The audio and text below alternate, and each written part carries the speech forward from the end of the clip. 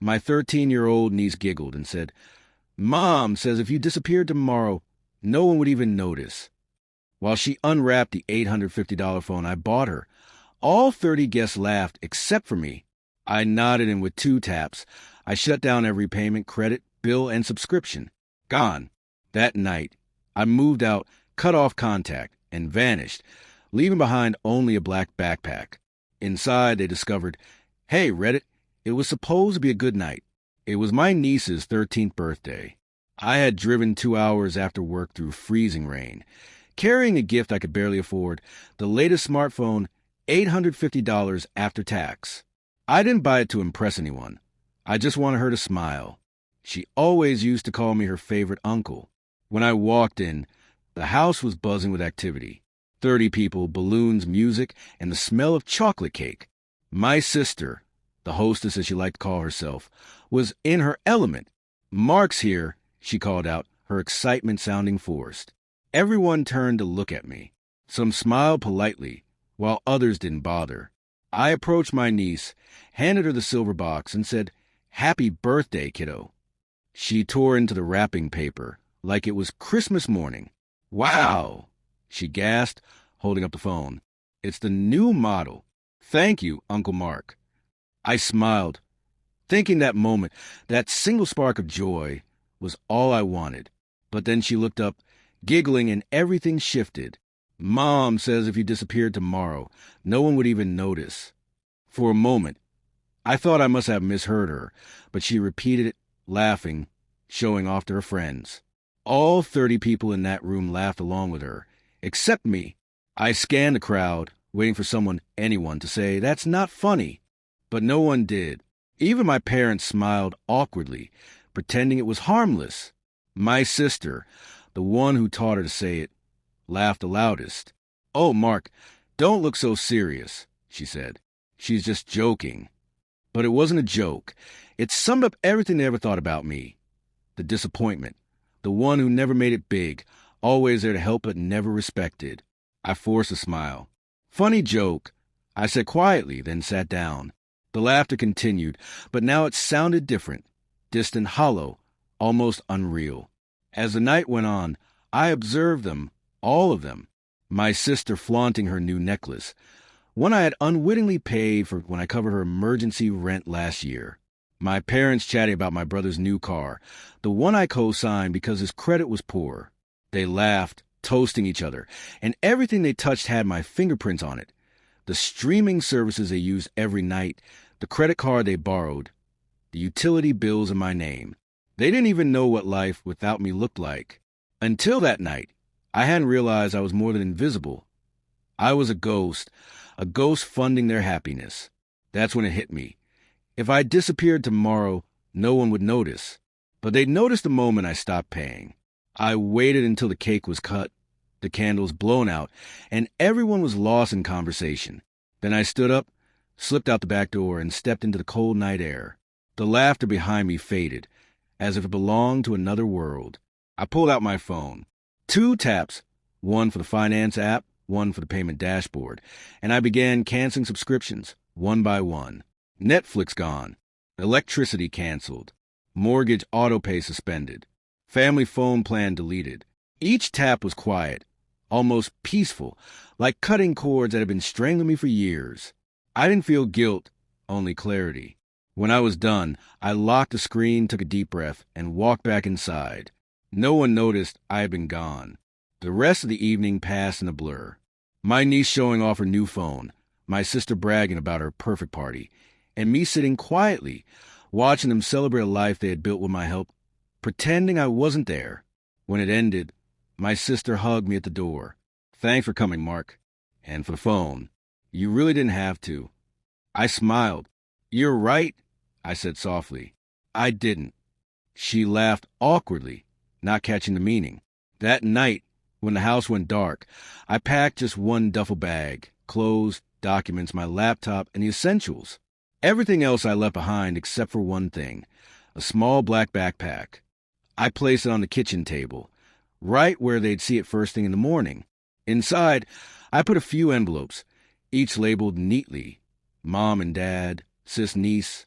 Each contained something different: a letter, a truth, and one thing I knew they needed to hear. Then I walked out the door. No noise, no drama, just silence. By sunrise, I was miles away, in a rented studio apartment with a single suitcase and the quiet hum of peace. I made coffee, sat by the window, and waited for the chaos to begin. It didn't take long. 8:14 a.m. missed call from Mom. 8:17. Two more from my sister. 8:22. A text from Dad. Mark, what did you do? Everything shut off. The house is cold. I didn't respond.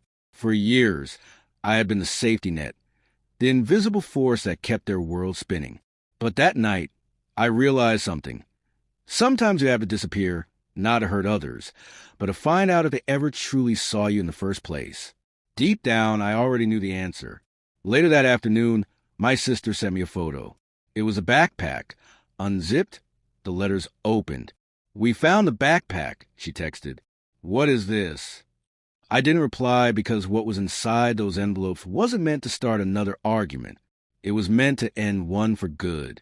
They had no idea yet, but those letters would change everything. Inside them was something stronger than revenge. The truth. When they opened those letters and read what I wrote, one to my parents, one to my sister, and one to the little girl who mocked me, they would finally understand what they had done. But by then, I was long gone. The next morning, I imagined the scene perfectly. Mom walking into the kitchen, robe tied, muttering about the cold. Dad checking the thermostat, realizing it wasn't working. My sister yawning, scrolling through her phone until the Wi-Fi failed. Then they saw it, the black backpack sitting on the table, like a ghost had dropped it off. Mom unzipped it first. Inside were 3 envelopes, each labeled in black ink. She hesitated.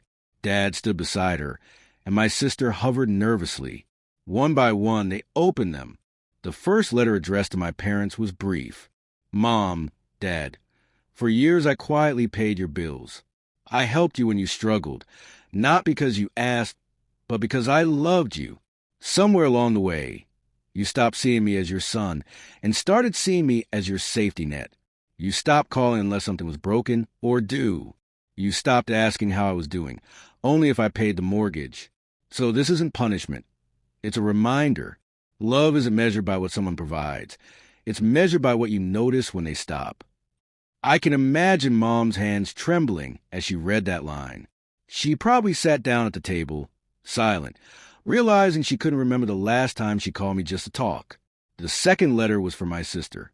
Samantha, you've always been good with words. Sharp, funny, and cruel when you wanted to be. You turned my kindness into your convenience. Every favor became a bill I never sent. Every thank you became another expectation. You used to be my best friend. Now you treat me like a walking wallet you can mock for sport. I didn't cancel the payments out of anger.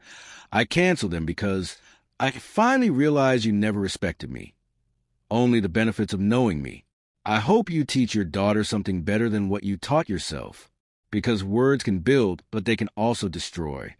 My sister's voice probably cracked at that part. She always hated being called out, especially when she knew the truth behind it. The last envelope from my niece was the hardest one to write. It wasn't angry or bitter. It was the kind of letter you write when you love someone too much to stay mad. Emma, you're only 13. You didn't mean to hurt me. You were just repeating what you heard at home. But someday, you'll understand what your words did.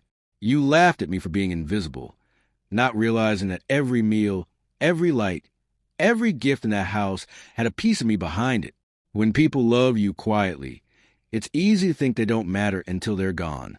I still love you. I just hope you grow up to be kinder than the world that raised you. That last line was sincere, because even after everything, I didn't hate her. I hated the cycle. The way cruelty is taught so easily, disguised as jokes and passed down like family heirlooms.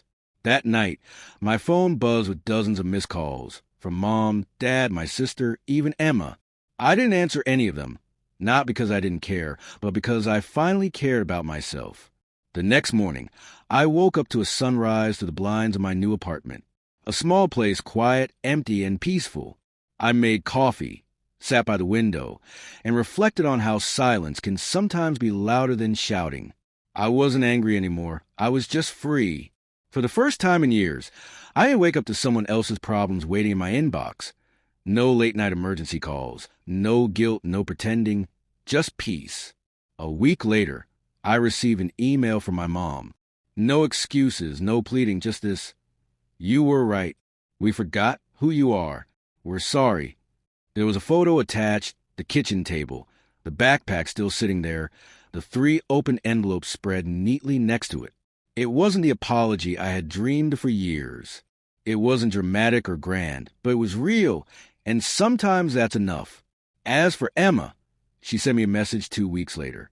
It was short and simple. "Uncle Mark, I'm sorry. Mom said I was wrong. Can I see you again someday?" I stared at it for a while, then typed back, "Of course. Just promise me one thing. Be kind. Always." I didn't vanish from their lives forever. I just stopped being the background. And in that space, they finally saw me. Sometimes, disappearing isn't about running away. It's about returning to yourself. And when people finally notice your absence, it's not because you are invisible. It's because they were blind. So no, I didn't disappear. I just stopped existing for people who never really looked at me.